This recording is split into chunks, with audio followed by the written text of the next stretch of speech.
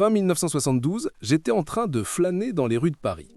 Je tombe sur ce concessionnaire Renault, avec la toute nouvelle R12 TL dans sa vitrine. Rouge bordeaux, elle avait chère allure. Le vendeur m'explique que c'est la nouvelle star de la régie.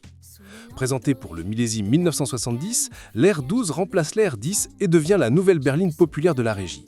Une traction avant moderne qui ne fait pas de bruit.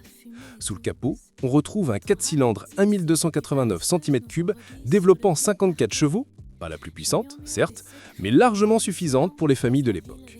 Sauf que cette année-là, elle cartonne complètement. L'année 1972 est surtout celle de la consécration.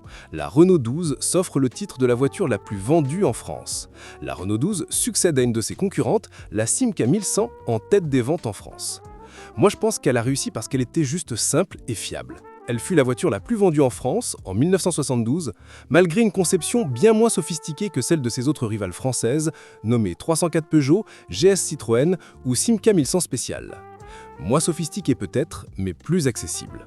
Et puis cette couleur rouge bordeaux, elle avait du caractère. Elle ne gardera le titre qu'un an, se faisant évincer par la toute nouvelle Renault 5 dès l'année suivante. Mais bon, une année de gloire, c'est déjà pas mal pour une berline familiale. Pour ceux que cette histoire inspire, j'ai cette Renault 12 TL rouge bordeaux en miniature sur bernardminiature.fr. 1500 modèles au 1,43e, de quoi revivre toutes ces légendes automobiles. Au final, cette R12 aura marqué son époque. Simple, efficace et championne de France l'espace d'un an. Pas mal pour une voiture qui ne payait pas de mine.